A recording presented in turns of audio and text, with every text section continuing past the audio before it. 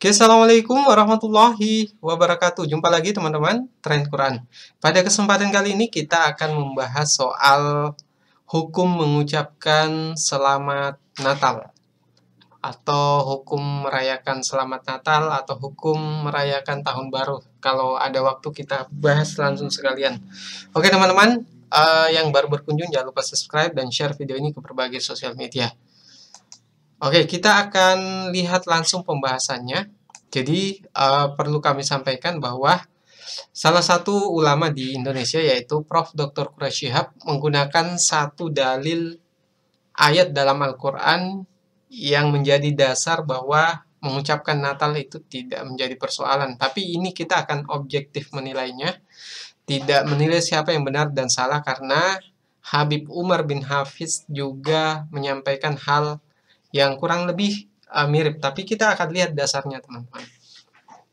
Oke, kita bacakan ayat yang dijadikan dasar oleh Prof. Dr. Quraish Shihab untuk menilai bagaimana hukum mengucapkan selamat Natal pada Nasrani atau Kristen. Oke, kita mulai. Auzubillahi minasyaitonirrajim.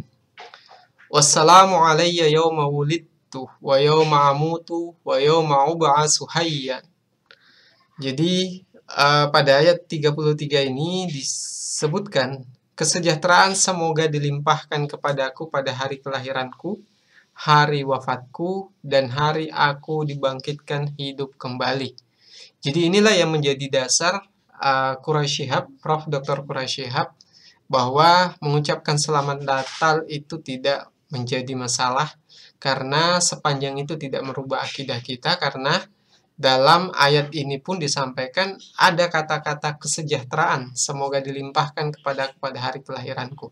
Nah inilah yang menjadi dasar beliau, Prof. Dr. Quraish Shihab, untuk mengatakan bahwa mengucapkan selamat Natal itu boleh. Coba kita lihat tafsirnya langsung teman-teman. Jadi untuk mempersingkat kita gunakan tafsirweb.com. Teman-teman bisa berkunjung ke sini. Nah ada beberapa tafsir mengenai ayat 33 surah Maryam ini soal hukum mengucapkan selamat Natal. Yang pertama adalah tafsir Al-Muyassar, Kementerian Agama Saudi Arabia. Tafsirnya adalah kesejahteraan dan keamanan dari Allah terlimpah padaku sejak hari aku dilahirkan, pada hari aku meninggal, dan pada hari aku dibangkitkan dalam keadaan hidup kembali pada hari kiamat. Mungkin tafsir ini tafsir pemerintah mungkin terlihat kita belum mendapatkan apa dasar sebenarnya dari beberapa ulama yang menganggap ini boleh. Coba kita lihat di tafsir Al-Mukhtasar, Markas Tafsir Riyadh di bawah pengawasan Syekh Dr. Sholih bin Abdullah bin Humaid, Imam Masjidil Haram. Dan keamanan dari setan dan para pembantunya dilimpahkan pada hari lahirku, hari wafatku, dan hari aku dibangkitkan hidup kembali pada hari kiamat kelak. Dan setan tidak sanggup menguasaiku dalam 3 kondisi yang menakutkan ini. Nah teman-teman, kalau di tafsir yang kedua ini, saya cenderung sepakat di sini karena ada hadis sahih yang menyebutkan bahwa ada beberapa bayi. Jadi bayi yang pada saat dia lahir, dia tidak bisa diganggu oleh setan. Sehingga dia tidak menangis pada saat dilahirkan. Jadi diantaranya adalah Maryam dan Nabi Isa, ketika lahir dia tidak menangis. Dalam sebuah hadis disebutkan bahwa Maryam maupun Nabi Isa tidak menangis karena pada saat akan diganggu oleh setan itu ada tabir yang menghalangi setan tersebut, sehingga tidak bisa membuat Nabi Isa maupun ibunya Maryam alaihissalam itu menangis pada saat dilahirkan.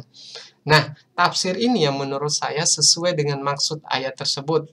Jadi keamanan dari setan pada para pembantunya dilimpahkan kepadaku pada hari lahirku, hari wafatku, dan hari aku dibangkitkan hidup kembali.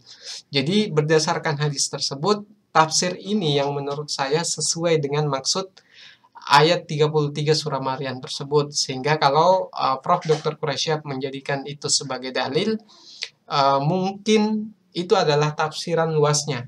Kita tidak bisa menyalahkan itu karena kalau kita kembali kepada kaidah usul bahwa ada kaidah usul yang menyebutkan bahwa ya, jadi saya baru ingat teman-teman, al-ibratu bi umumil lafz la bi khususis sabab. Jadi pelajaran, pemahaman yang bisa kita ambil dalam suatu dalil itu karena keumuman lafaznya, bukan karena kekhususan sebabnya. Jadi karena ini adalah lafaznya umum, sehingga dijadikan dasar bahwa mengucapkan selamat Natal boleh, karena dasar ayat ini itu juga boleh teman-teman, karena keumuman lafaznya. Jadi sesuai dengan kaidah usul yang saya sampaikan tadi, bahwa al-ibratu bi umumil lafz la bi khususis sabab. Ya, kemudian kita lanjut pada tafsir yang ketiga. Tafsir yang ketiga yaitu Zubdatut Tafsir min Fathil Qadir, Syekh Dr. Muhammad Sulaiman Al-Ashqar, Mudarris Tafsir Universitas Islam Madinah. Maksud dari tafsir ayat 33 surah Maryam tersebut adalah, dan kesejahteraan semoga dilimpahkan kepadaku, maknanya yakni keselamatan bagiku di hari aku dilahirkan, sehingga setan tidak dapat memberiku kemudaratan. Jadi ini kurang lebih sama dengan tafsir sebelumnya. Artinya apa? Bahwa maksud dari ayat ini bahwa ketika Nabi Isa lahir itu dia tidak bisa diganggu setan, karena dalam sebuah hadis disebutkan bahwa ada tabir yang menghalangi ketika setan akan mengganggu Nabi Isa di waktu lahirnya, sehingga Nabi Isa tidak menangis pada waktu dilahirkan. Kemudian tafsir Al-Wajiz, untuk mempersingkat kita langsung baca dari Prof. Dr. Wahbah Az-Zuhaili. Dan kesejahteraan semoga dilimpahkan kepadaku pada hari aku dilahirkan, pada hari aku meninggal, dan pada hari aku dibangkitkan hidup kembali. Jadi ini tergolong singkat. Kemudian selanjutnya tafsir As-Shagir, ini tidak dijelaskan tafsirnya seperti apa. Kemudian tafsir As-Sa'di, Syekh Abdurrahman bin Nasir As-Sa'di, pakar tafsir abad 14 Hijriah.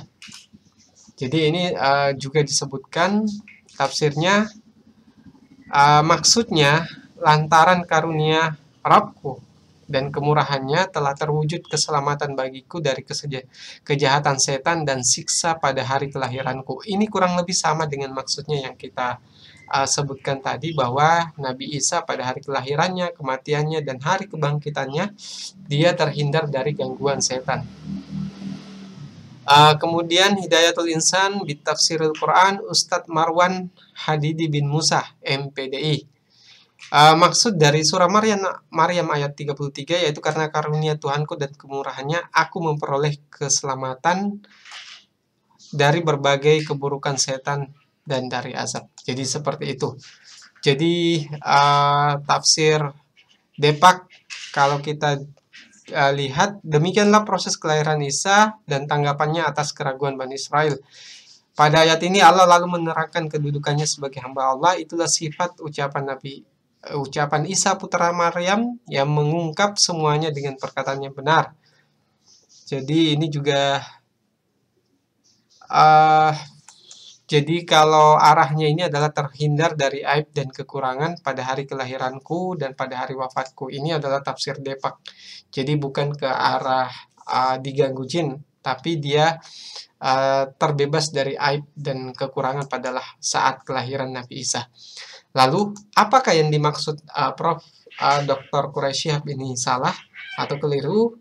Saya bisa menjawab teman-teman bahwa apa yang disampaikan oleh Prof. Quraisyihab itu juga benar adanya, tapi kalau dikatakan bahwa ini khusus bahwa mengucapkan selamat Natal itu boleh karena ada ayat ini, kalau menurut saya tidak sependapat soal itu. Tapi kalau mengatakan boleh mengucapkan selamat Natal itu masih sependapat. Tapi kalau ayat ini khusus disampaikan bahwa karena pada saat kelahiran Nabi Isa juga diucapkan selamat pada ayat 33 ini, maka saya kurang setuju untuk itu. Tapi pendapat beliau tidak sepenuhnya salah karena bukan salah ya. Pendapat beliau tidak sepenuhnya sempurna menurut saya. Jadi beliau tidak salah, dan karena itu juga bisa kita benarkan bahwa mengucapkan selamat Natal selama tidak mengganggu akidah itu boleh. Dasarnya ini salah satu postingan Republika. Jadi perlu saya sampaikan teman-teman, saya tidak mengatakan bahwa yang disampaikan oleh Prof. Quraisyihab itu mutlak salah, tapi ada dasar ungkapan yang menurut saya tidak sepakat untuk itu, tapi dasar beliau juga kuat untuk menyatakan bahwa itu dibolehkan. Jadi ini diambil pada dasarnya ada pada surah Al-Baqarah ayat 225 yang artinya Allah tidak menuntut pertanggungjawaban menyangkut sumpah yang kamu ucapkan, tetapi bukan dengan maksud bersumpah. Pertanggungjawaban yang dituntutnya adalah sumpah yang kamu ucapkan dengan kemantapan hatimu. Ini bisa dijadikan dasar bahwa kalau dalam kondisi teman-teman merasa khawatir dianggap tidak tidak menghargai agama lain dan sebagainya, menjadikan dasar ini untuk tetap mengucapkan selamat Natal, tapi dalam hati bahwa itu bukan meyakini bahwa Nabi Isa lahir di tanggal tersebut, dan tidak meyakini bahwa Nabi Isa adalah anak Tuhan, dan tidak meyakini bahwa Nabi Isa adalah Tuhan, maka itu boleh dilakukan. Ini sebagaimana disampaikan oleh Habib Umar bin Hafiz bahwa boleh mengucapkan sepanjang tidak ikut merayakan dan tidak meyakini bahwa Nabi Isa lahir di tanggal tersebut dan Nabi Isa adalah anak Tuhan dan Nabi Isa adalah Tuhan. Selama tidak meyakini itu boleh menurut Habib Umar bin Hafiz selama tidak ikut merayakan minum anggur, bermabuk-mabukan dan lain sebagainya. Oke teman-teman, videonya sudah terlalu panjang. Kalau ada pendapat terkait ini silahkan komentar di bawah, dan kalau suka video ini silahkan share ke berbagai sosial media. Sekian dari saya, Assalamualaikum warahmatullahi wabarakatuh.